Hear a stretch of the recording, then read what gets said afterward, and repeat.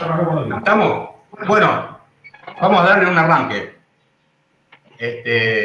Buenas tardes, compañeras, compañeros, compañeres. Hola Hugo, hola Seba, ¿cómo andan? Hola, ¿qué tal? Acá andamos. Hola, ¿qué tal? Andamos. Bueno, les comento, esta es una de las charlas que venimos organizando desde la Cooperativa Artoma y el Centro Cultural.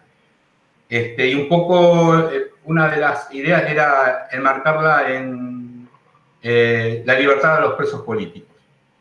Estamos llegando a fin de año y bueno, hasta no puede haber fin de año con presos políticos en Argentina. Es una decisión, es una cuestión objetiva, digamos, que nosotros desde la toma venimos impulsando junto con otras organizaciones.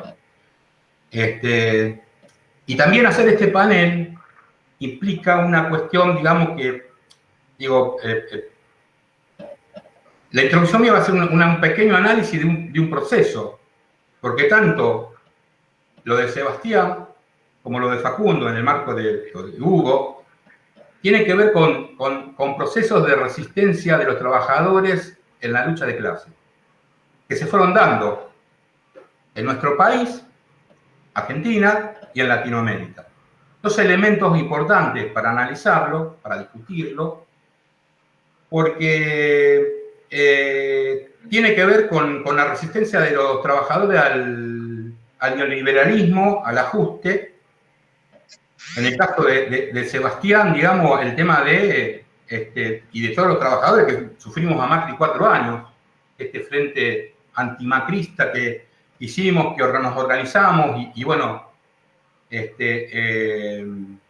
un reflejo. El macrismo que abre en Argentina un proceso terrible, terrible, y una feroz y ensañamiento de las patronales contra los trabajadores, claramente.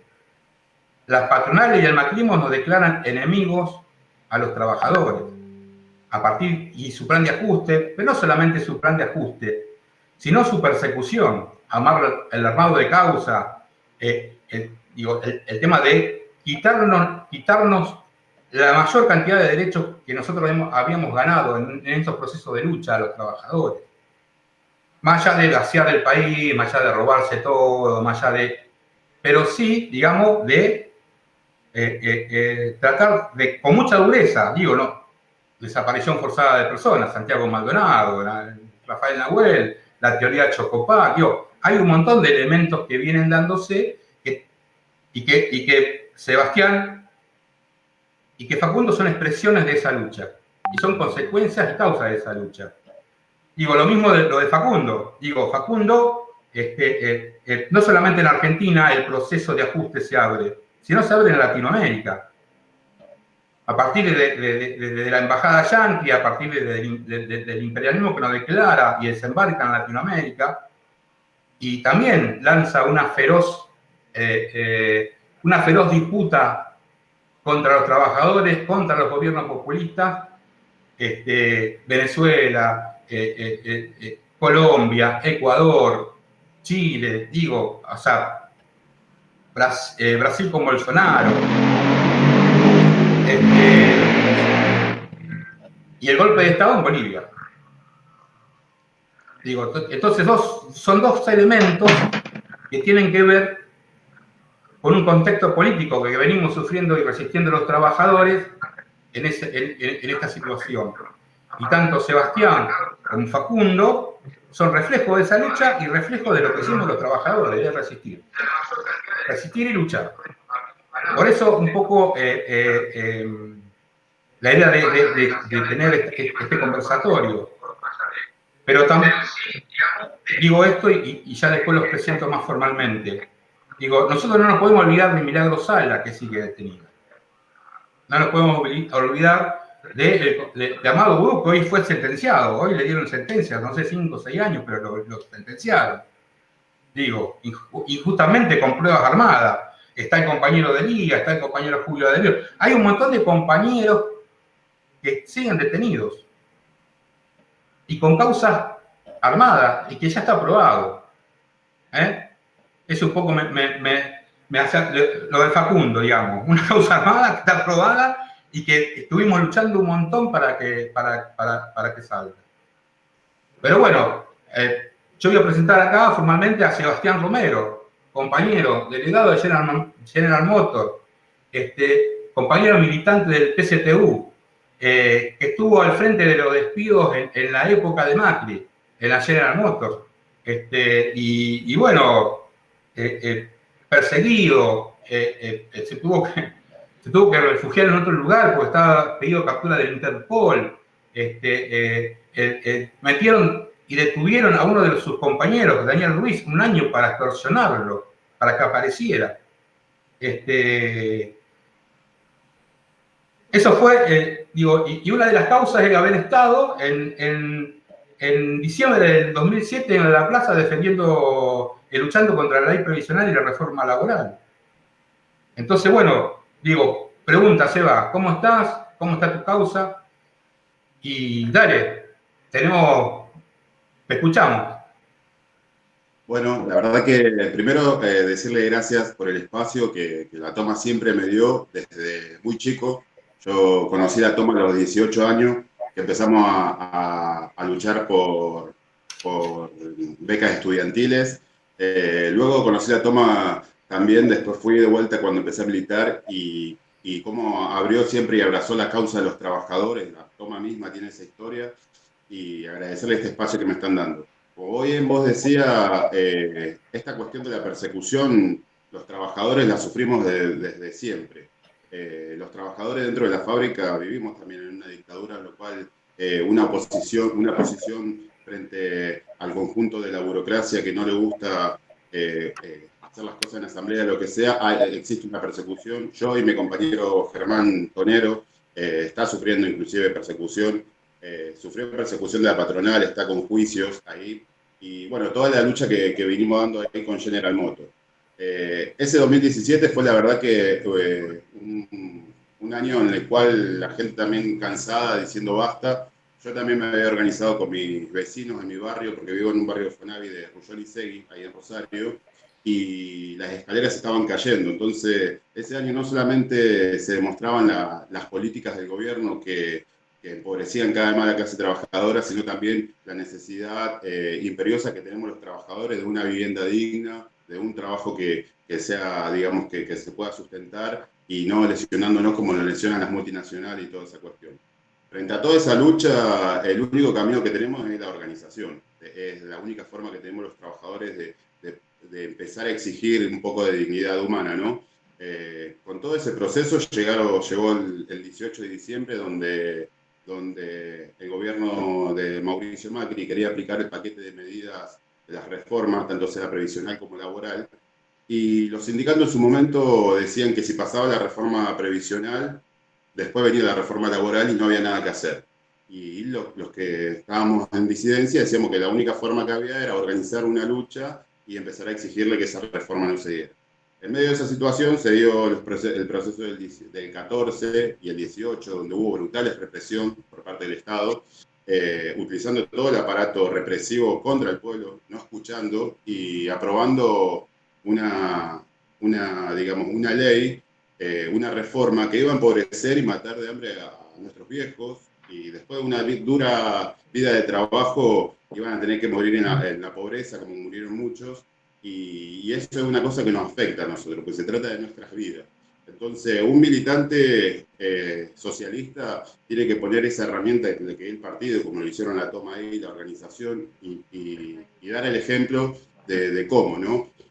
Por ahí muchos se deben preguntar por qué yo me tuve que profugar del país, por qué se ensañaron tanto conmigo y esa cuestión. Y tiene que ver que justamente querían desviar la película y mostrar la foto como que el violento es uno, ¿no? Que yo, trabajador o militante, salgo a romper todo y no pasaba por ahí, pasaba porque ahí hay un hartazgo del conjunto de la gente que se estaba muriendo de hambre, que se estaba quedando sin laburo, que encima, para colmo, la gente no tiene dónde vivir y quedarse en la calle, y que todas las medidas que estaba tomando el gobierno eran contra el pueblo, eran contra el pueblo.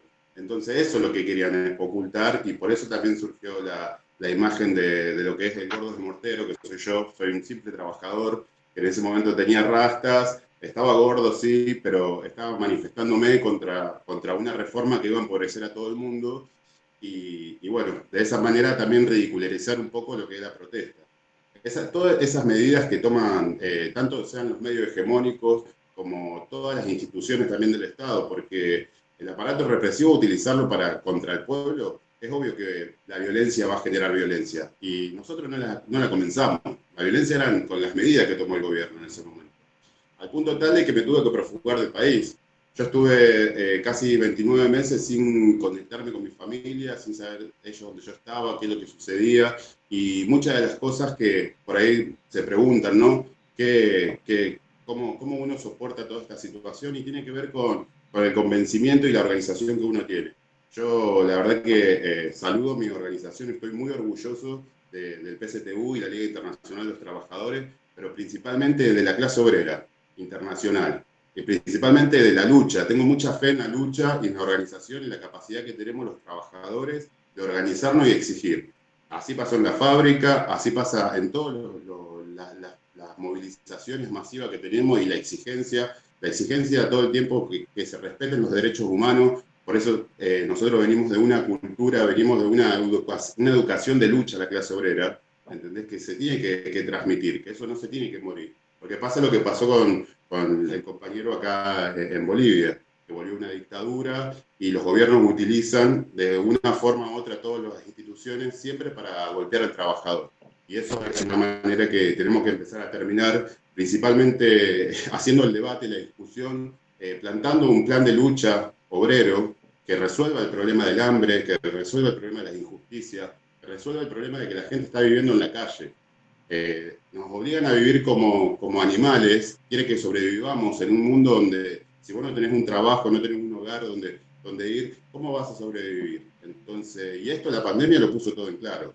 La pandemia dejó clarísimamente demostrado que todos los gobiernos del mundo, algunos con un discurso más reaccionario, otros con menos, apostaron 100% a lo que es la economía y no a defender la vida de la clase, de la gente, de su pueblo. Mucha gente perdió mucha gente, perdió sus madres, sus padres, perdieron en una situación de pandemia que estamos. Y así todo, los gobiernos siguen con estos tipos de procesos, siguen con este tipo de práctica, lo que sucedió ahí con el compañero, pero como vos decías, lo que sucedió en Perú, lo que sucede en Chile, inclusive lo que sucede en el país imperialista más importante acá de Estados Unidos, toda la población negra harta de todo el abuso de autoridad, de la falta de respeto, de la discriminación, salen enfurecidos a luchar y a defenderse con lo que tenemos en la mano. Y pareciera que los violentos son los que salen a defenderse, cuando en realidad hace 30 años, como dice el pueblo chileno, que vienen soportando esta situación. Y nosotros como trabajadores, como seres humanos, que nacimos desposeídos, nos obligan al sacrificio, a una vida dura, mientras que ellos, digamos, disfrutan de todo el planeta hermoso que tenemos, lo contaminan y solo para acumular riqueza, y el resto vive en una penuria. Eso se tiene que terminar. Los derechos humanos, este es el momento que tenemos para luchar con los derechos humanos internacionales de la clase trabajadora, y esta es la manera de hacerlo, justamente charlando con otros compañeros, unificando, intentando buscar un camino de lucha y organización para que realmente se terminen todas estas prácticas. Dictaduras, nunca más. Y nunca más es de la única forma que decimos nunca más, es organizándonos y exigiendo. No puede pasar lo que pasó en Bolivia, no puede pasar lo que pasó con el compañero, a la forma del trato, a la tortura, a cómo lo persiguieron al padre de ir a buscar a su hijo y negarle la posibilidad de saber qué está pasando. O sea, es una película de terror. Es una película de terror y eso se tiene que terminar. No es ficción, está pasando hoy en día, está pasando en un montón de lugares con gobiernos que están utilizando las fuerzas represivas para torturar al pueblo. Y eso se tiene que terminar. Y eso lo tenemos que decir. No tenemos que callarnos más. Y este es un gran espacio para hacerlo. Así que desde acá también decirle que estoy muy contento y muy feliz de que lo hayan liberado al compañero, recién me acabo de enterar, y también decirle que de la única forma que vamos a lograr esto, podemos pensar diferente, podemos estar en diferentes organizaciones políticas, pero tenemos un camino en común que recorrer, que se trata del derecho de la humanidad a la dignidad, y eso lo tenemos que hacer de conjunto. Si lo hacemos de conjunto, digamos, exijámosle a nuestras direcciones también, ¿entendés? Que se pongan a la cabeza. Exijámosle a nuestras direcciones que realmente resuelvan el problema del hambre, el problema de las mujeres que están siendo asesinadas, están siendo violentadas, que hace tiempo que están pidiendo sus derechos y no son escuchadas. Necesitamos eso. Eso es lo que necesitamos y charlar de conjunto de cómo podemos hacerlo. A través de la movilización, a través de decirle a la gente que no se quede ya en su casa. Si se quedaron en sus casas para salvarse del COVID, ahora es el momento de salir para exigir a vivir con dignidad. Y este es un espacio que lo tenemos que utilizar.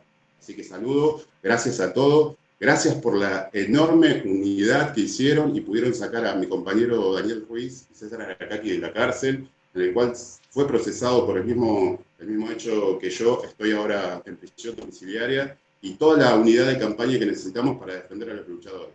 Porque luchar, como yo siempre digo, pareciera un cliché, pero luchar no es un crimen, es un derecho. Y ahora es una necesidad. Así que gracias a ustedes.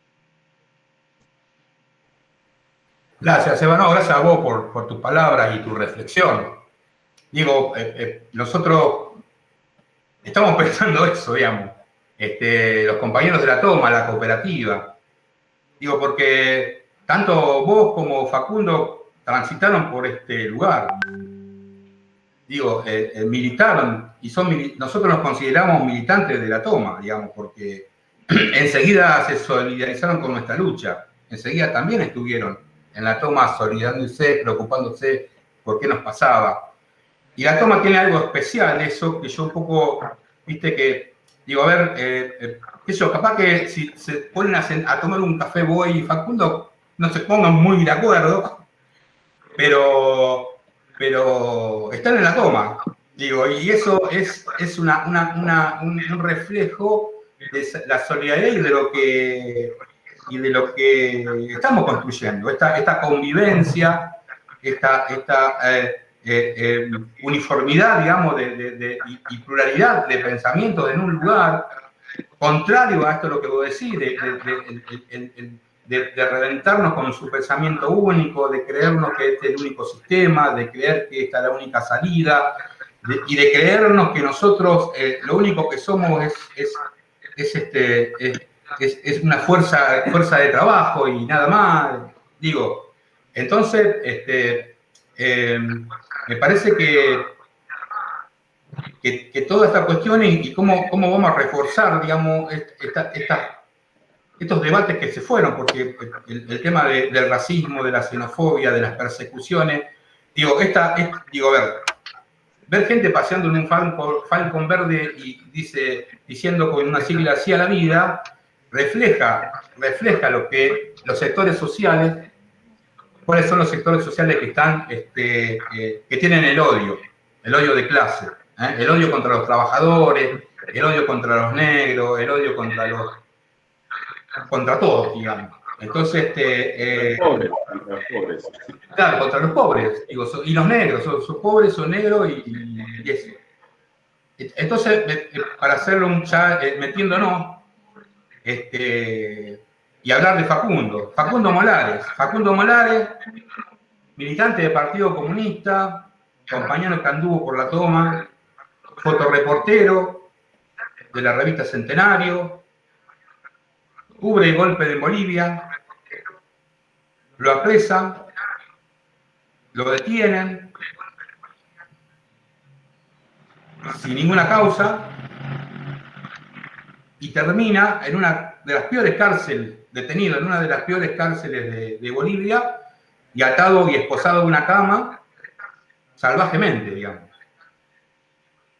Y ahí en adelante, también surge un movimiento de solidaridad para su liberación. Las coordinadoras nacionales por la libertad de Facundo Molares. Nosotros hace 2 semanas atrás fuimos al consulado acá en Rosario 2 veces, con los organismos de derechos humanos, con los compañeros de la PDH, con los compañeros de la Ronda, con los compañeros de detenidos, con otras organizaciones, con los compañeros de Rebelión Popular, con otras organizaciones a pedir una carta, que ya lo libere, que ya está, ya. Pero bueno, digo, y quería marcar una cosa y ya hablamos con Hugo, con su padre. No nos podemos olvidar de Sebastián Moro. Sebastián Moro, periodista de Página 12, asesinado en su hotel, ahorcado en su hotel, y cuando los familiares fueron a buscar sus restos, la única manera de darle sus restos era cremarlos. Digo, luego de las investigaciones de los organismos demuestran que Sebastián Moro fue golpeado, fue brutalmente asesinado y ahorcado en su hotel. Entonces, esto para reflejar el salvajismo de la dictadura y lo que sufrió Facundo, que por suerte y por la lucha y porque el pueblo boliviano votó en las urnas otra cosa y no avaló la dictadura militar, hoy, qué sé yo, Hugo, no sé, ahí empezá, ahí te dejo la palabra, hablá, dije, te felicitamos, estamos muy contentos, ya te dije que estamos acá, no sé, destapando algo para tomar después, para brindar, porque estamos muy contentos porque esté viajando para acá, que junto a vos que vos lo debes estar esperando ansioso. Yo le decía a Seba, y también te pregunto, ¿cómo resistí en la cabeza? ¿Cómo resisten ustedes esta cuestión de la persecución, por un lado de Seba? Vos, digamos, que vos fuiste allá y casi caes en cana igual que Facundo, el maltrato que tuviste y seguiste luchando. Bueno, ¿cómo está esta situación? Contanos vos. Eso, tú usá, le doy la palabra, Hugo, dale. Bueno, gracias, Sergio. Bueno, no puedo expresar más que alegría, felicidad por haberlo rescatado a Facundo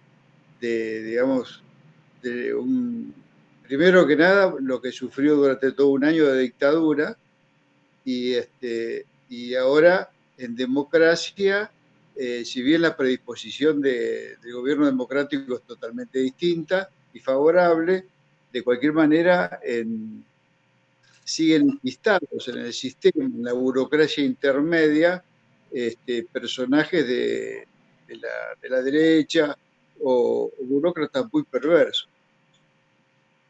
Nos costó muchísimo.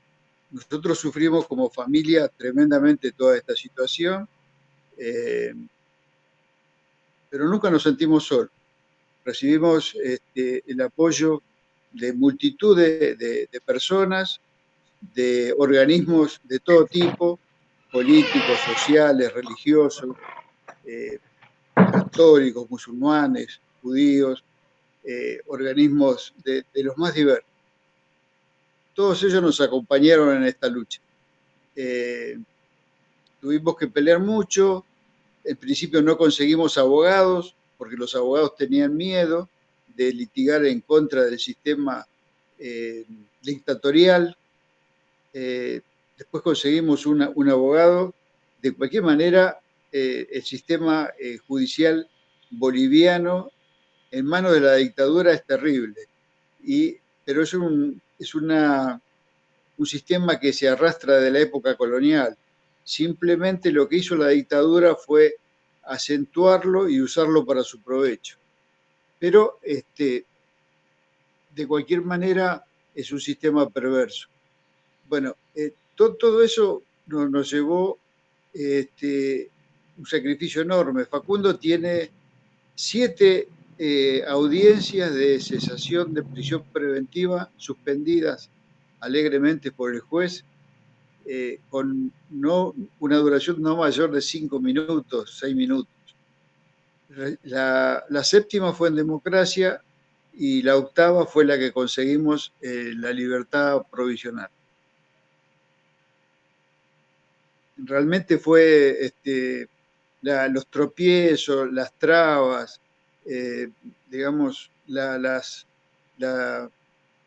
trabas especialmente burocráticas y leguleyas que utilizan, acompañados de una fuerte campaña mediática, porque esos son los 2 ejes donde se maneja el poder hoy. En la justicia, o no llamémosle justicia, porque no es justicia, sino en el poder judicial y en los medios de comunicación dominantes. en los cuales, en el caso de Facundo, como en el caso de Sebastián, inventaron íconos negativos para justificar otras actividades. En el caso de Facundo, con el caso, el tema de que era guerrillero, de que había ido ahí a perturbar la paz de los bolivianos, que junto con venezolanos y cubanos, casualmente eran los tres países que no habían reconocido el gobierno de facto, el gobierno ilegal, ilegítimo de Áñez, Murillo, etcétera, que son delincuentes. Porque eso no es una expresión política, son delincuentes. Utilizan la política para hacer negocios, para traficar drogas, para autofinanciarse. O sea, eso está fuera del sistema político. Eso es delincuencia vulgar y silvestre. Que se escude en formas políticas, se podían escudar en formas de instituciones médicas o sociales, que son simplemente tapaderas de una actividad delincuencial. Y Facundo le pasó eso, Facundo estaba registrando, él fue a cubrir las elecciones.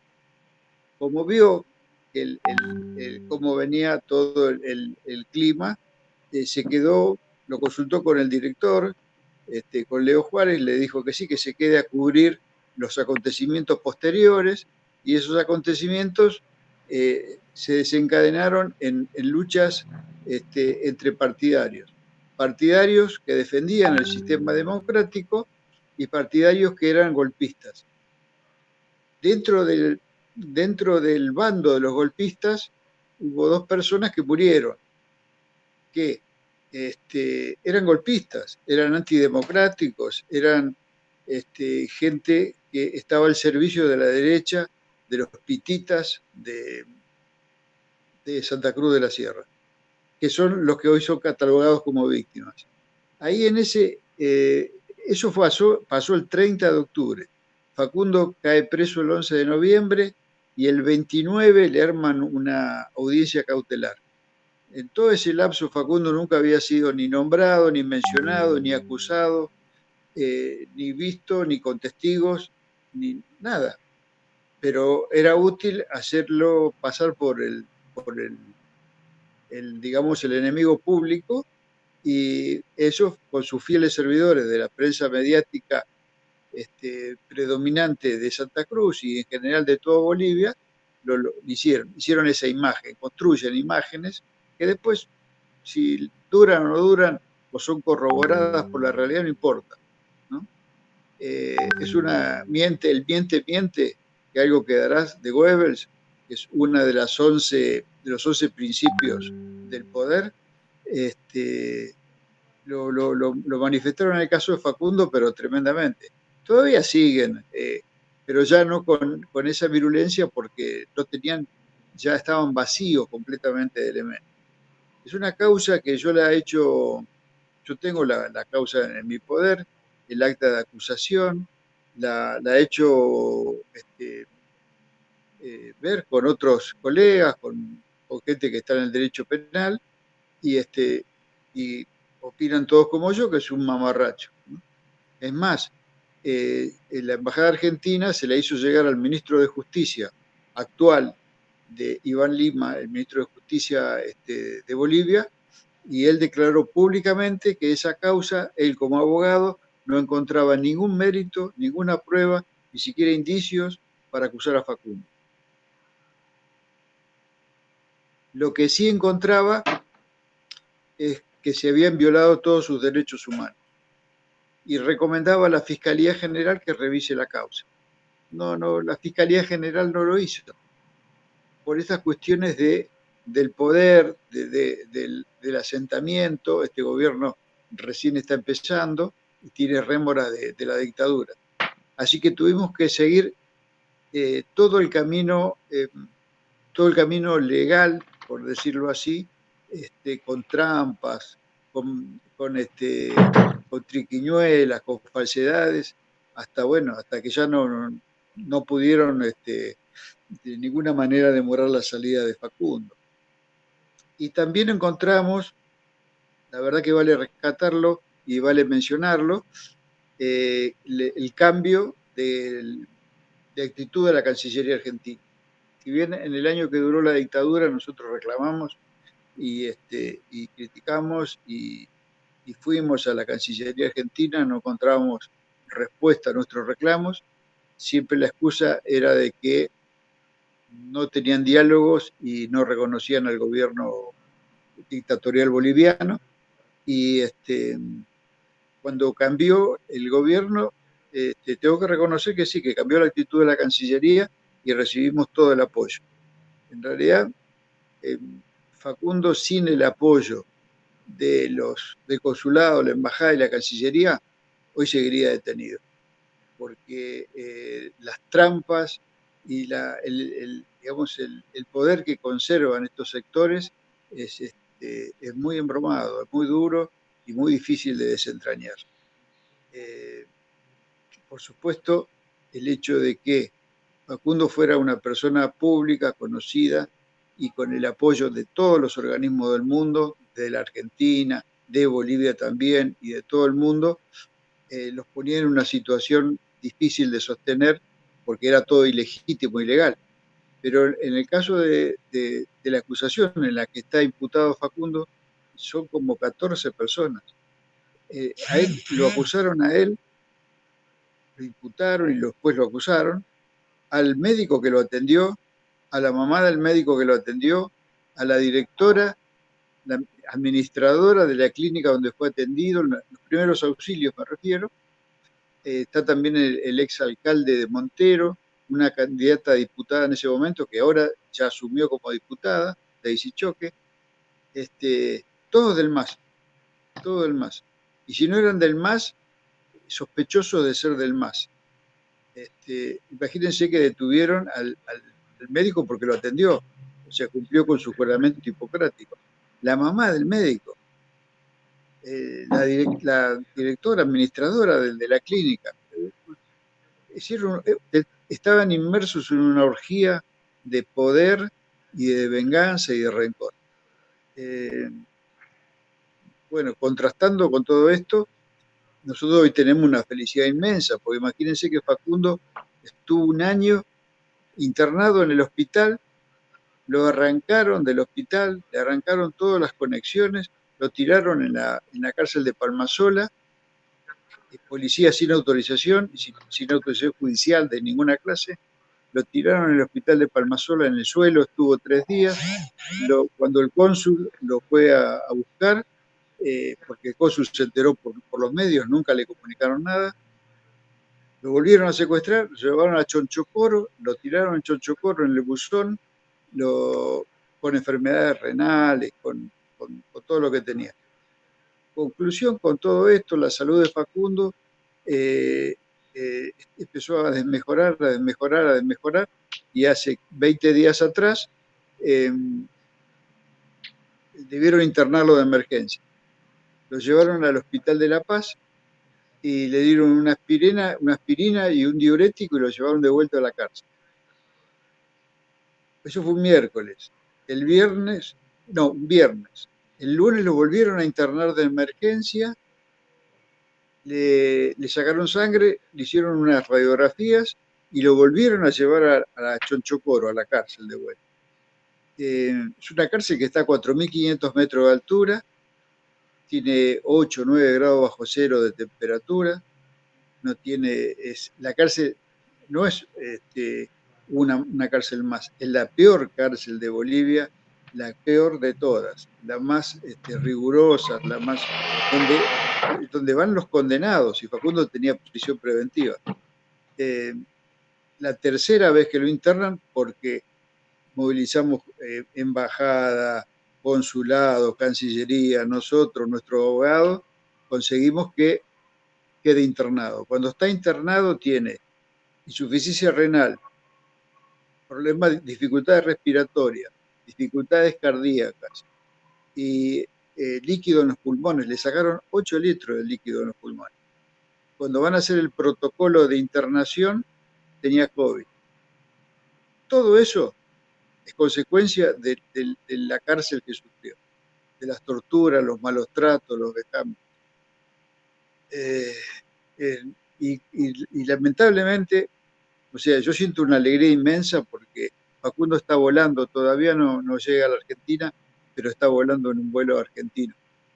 Hay 1.500 presos más políticos en Bolivia de la dictadura.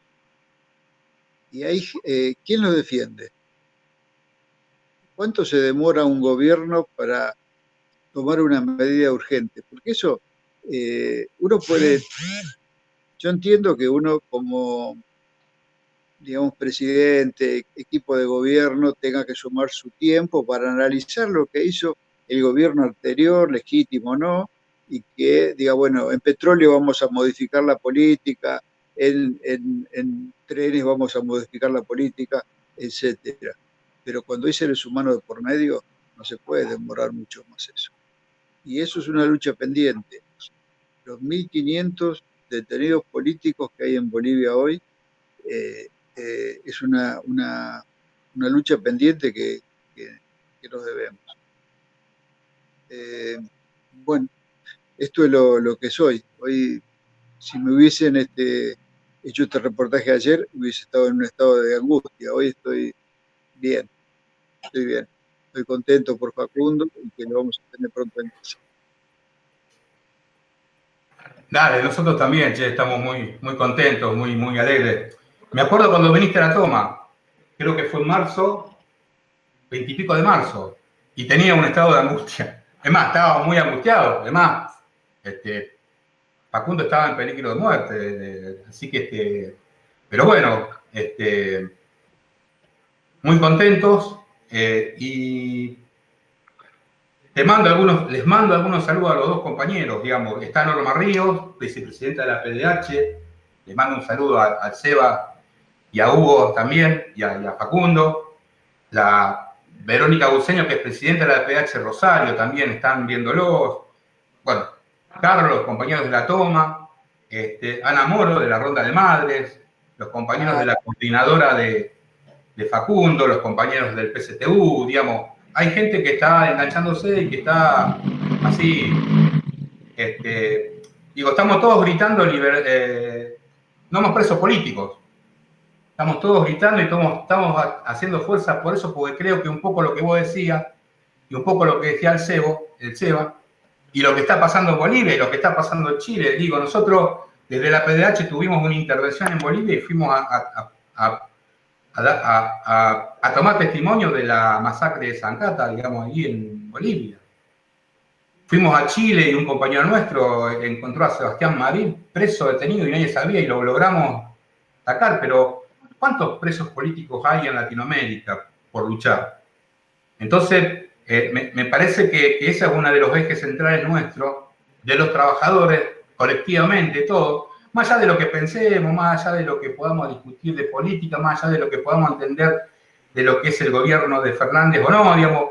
O sea, me parece que hay que tratar de empezar a tener grados de unidad en ejes centrales, como el tema de no más presos políticos. Ese es uno de los ejes que podemos tener que por luchar, digamos. Y después me parece que también se viene otra digamos, ¿qué va a pasar con la nueva normalidad? Digo, pero también hay que marcar una cuestión. O sea, ¿quiénes son los que nos meten en cana? ¿Quiénes son los que nos persiguen? Y eso más allá de, digo, si bien el macrismo abre esa tranquera, y aparecen esos tipos, aparecen estas clases terratenientes, aparecen estas clases patronales, este odio a los trabajadores, este odio de que vos te puedas tener algo, de que puedas tener un salario digno, de que puedas tener una casa, de que puedas salir de vacaciones, digo, este odio a eso, digo, porque han llegado hasta ese límite, y mucho más odio, los odios raciales. En Bolivia han masacrado desde el punto de vista racial. Digo, la ANIA representa representa ese racismo, igual que Trump representa el racismo. Entonces aparecen esos fantasmas que a veces uno creía desde el organismo de derechos humanos, bueno, o sea, que venimos y seguimos sosteniendo los juicios a los genocidas, y aparecen todos estos tipos con su falcón verde de vuelta, aparecen docentes hablando y reivindicando la dictadura militar, aparecen funcionarios y aparecen planes de gobierno. Entonces, bueno, esa reflexión, para ir viendo un poco, hacer una ronda, digo, esta pregunta, digamos, bueno, ¿cómo nos preparamos, digamos, para lo que se viene? Porque esto no va a ser fácil. Un poco también lo que vos decías, Hugo. Digo, porque los dos elementos, tanto lo de Seba como lo de Facundo, desembocan a partir de movimientos de masas, de trabajadores y trabajadoras. Desembocan derrotando a Macri. No solamente frenando la ley la ley laboral, sino se le derrotan a urnas. Y se derrota la dictadura en las urnas. Más allá de cualquiera, digo, esto es obviamente un debate abierto. Sí, el tema del modelo. Pero son dos hechos que ocurren. Y dos hechos que facilitaron que hoy estemos discutiendo, y hoy estemos sentados, y hoy esté el Seba, si bien luchando por su libertad, pero no perseguido por la Interpol. Y que estemos con vos, Hugo, y estemos discutiendo de que vuelve Facundo, son dos hechos que lo producimos los trabajadores con los movimientos de masa, expresándolo en las urnas. ¿Qué sé yo? A lo mejor en lo que viene la presencialidad va a tener que expresarlo de otra manera, pero hoy es esto. Entonces, esa reflexión, digamos, no hay, la única forma que nosotros venimos desde la toma diciendo, la única forma de aplastar a estos tipos, más allá en el marco de la pandemia, es los movimientos de masa de los trabajadores. Miles de trabajadores en la calle defendiendo nuestros derechos. Cientos, miles, llenándole, ocupándole sus lugares, sacándolos de la calle. Hay que echarlos de la calle. Esa es una de las metas de los trabajadores, de los compañeros de la toma, de la CTA, digo, de las organizaciones obreras. Hay que echar de la calle a los fascistas. Y hay que ponerlos presos a los fascistas. Esa es una de las reflexiones que nosotros tenemos.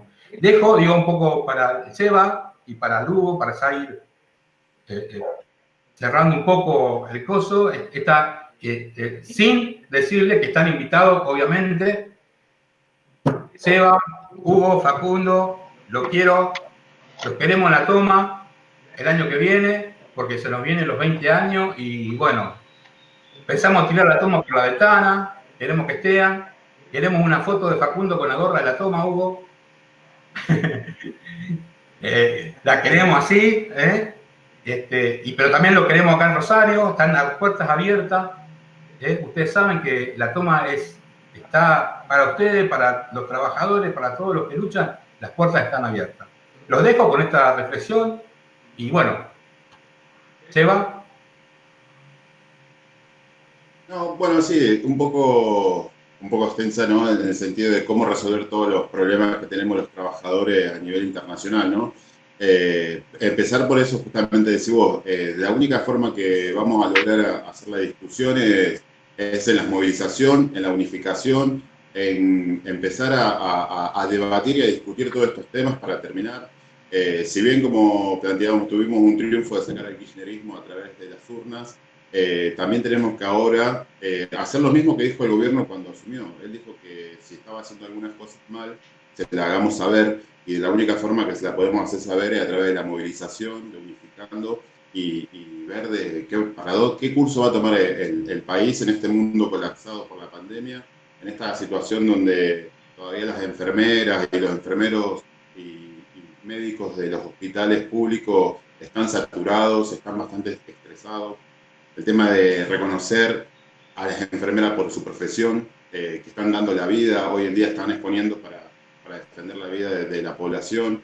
como las maestras, los docentes y todo aquel que realmente queramos organizar juntos para salir para frente y frenar un poco esta cuestión de cómo vamos a resolver el problema del hambre, que es ahora, que tenemos que resolverlo, el problema de la vivienda, lo que sucedió en Guernica, el problema de la cuestión de si en realidad el gobierno va a tomar medidas concretas con respecto a la cuestión de dónde va a ser destinado el dinero del impuesto a la riqueza, qué va a hacer con toda esa gente que no tiene dinero, qué va a hacer con toda esa gente que no tiene trabajo, cómo va a resolver y cuánto va a invertir realmente para terminar con la violencia machista que hoy están sufriendo las mujeres, el aborto legal, seguro y gratuito, si va a estar garantizado en los hospitales, la educación y un montón de cosas que tenemos que empezar a resolver.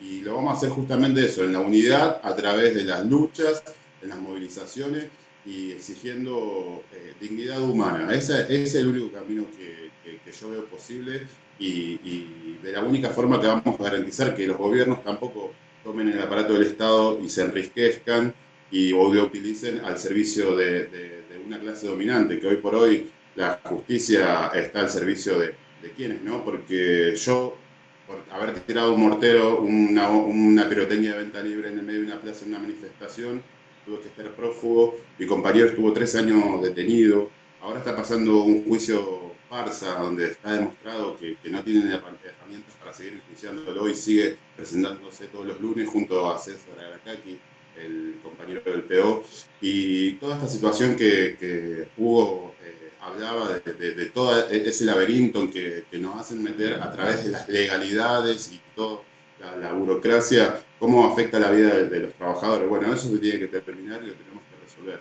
Y la única forma es la unidad, la lucha y la organización. Así que agradecerle así enormemente, en serio, de todo, la lucha que llevaron adelante. Yo me puse muy contento con la noticia de la liberación del compañero. Me imagino que para ahí el padre habrá terminado una película de terror. Estas situaciones también tienen que dejar experiencia y empezar a hacer el debate de por qué, ¿no? ¿Por qué un simple obrero tuvo que estar prófugo? ¿Por qué alguien que va a hacer su trabajo como describiendo la realidad de los procesos que hubo en Bolivia termina torturado? ¿Por qué esta cuestión de ir a buscar hasta la madre del médico? Eso se tiene que terminar y de la única manera haciendo la visibilización en contra de toda esa injusticia que sufrimos los seres humanos por querer vivir dignamente y por querer exigir derecho a la vivienda, a la educación, a la salud y el derecho también a la recreación y un montón de cosas. Eso se tiene que terminar. Y la única forma que lo vamos a hacer es la unidad. Y hoy Latinoamérica tiene un montón de presos políticos, están los compañeros de Chile, de Bolivia, de Venezuela, hay un montón. Entonces hay un montón de cosas que tenemos que resolver de conjunto. Y saludar a esta gran unidad que tenemos, a toda la militancia del pueblo argentino, porque se pusieron, levantaron la bandera de la lucha de los derechos humanos, salimos a la calle, logramos una victoria de frenar una reforma laboral, logramos una victoria a través de las urnas a cambiar un gobierno y ahora tenemos que lograr una victoria de vivir con dignidad. Y ese es el camino que tenemos.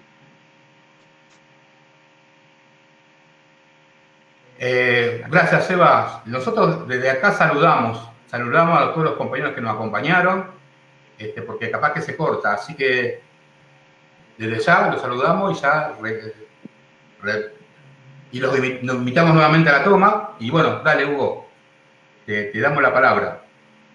Bueno, antes que nada, agradecerte a vos y a la toma la oportunidad, otra oportunidad como fue antes para expresar todas estas circunstancias. Y bueno, el tema de los presos políticos, eso es una mancha infame para la humanidad. Mientras haya un preso político, quiere decir que las cosas no funcionan bien, que las cosas no son democráticas y que la situación no se puede sostener con un solo preso político. No hablemos de miles, no hablemos de las torturas, no hablemos de los maltratos. Nadie puede estar preso por pensar distinto, por tener una opinión política distinta o por actuar en la oposición política. Eso es algo que no es nuevo, es de siempre, pero nos jactamos de que estamos en el siglo XXI, que tenemos una sociedad civilizada, y sin embargo se recurren a los mismos métodos siempre cuando la cosa cruje. Meter preso a la gente, reprimirla, balearla. Lamentablemente, esto estamos en otra circunstancia, con otro ropaje, pero la humanidad no ha cambiado tanto sus costumbres y sus vicios. Quiero reiterar el tema de los presos políticos en Bolivia que han quedado y que se tienen que liberar. Son muchos, muchas familias afectadas, hay muertos, desaparecidos, porque un asesino, un criminal como Murillo, una cómplice como Áñez y tantos otros asaltaron el poder e hicieron cualquier aberración. No nos podemos olvidar, tenemos que seguir apoyando esa causa. Por otra parte, bueno, te reitero el agradecimiento, mis saludos a todos los compañeros de ahí, Carlos, Ana Moro, no sé, hay muchos, a vos, no recuerdo los nombres, pero les doy un abrazo muy grande en este día de alegría para mi familia y bueno, tenerlo a Facu de vuelta en casa nos llenó el alma. Después de tanta lucha, estamos muy felices. Gracias, un abrazo grande a todos. Listo, gente, desde ya, no más presos políticos, hay que seguir luchando para que lo liberen. Y bueno, las puertas abiertas de la toma estamos ahí, y les repito, los 20 años de la toma los queremos acá, queremos que estén acá y queremos hacer un hecho político muy grande. Así como fue un hecho político los 10 años de la toma, el año 10 años más, y queremos hacer otro hecho político muy grande y queremos tenerlo a todos y a todas y a todes. Eso. Bueno, a tomarse una cervecita, algo para brindar. A todos los que nos están viendo también. Por algo, este 2020 estamos esperando que se vaya lo más rápido posible, porque nos ha castigado muy fuerte, ¿no? El tema de la pandemia, pero no solamente. Y que tener noticias como esta nos da aire y un envío. Muchas gracias, Pumpas, todos los que están del otro lado, a seguir luchando, a seguir resistiendo, y cuídense. Usen barbijo, usen alcohol en gel, no se toquen.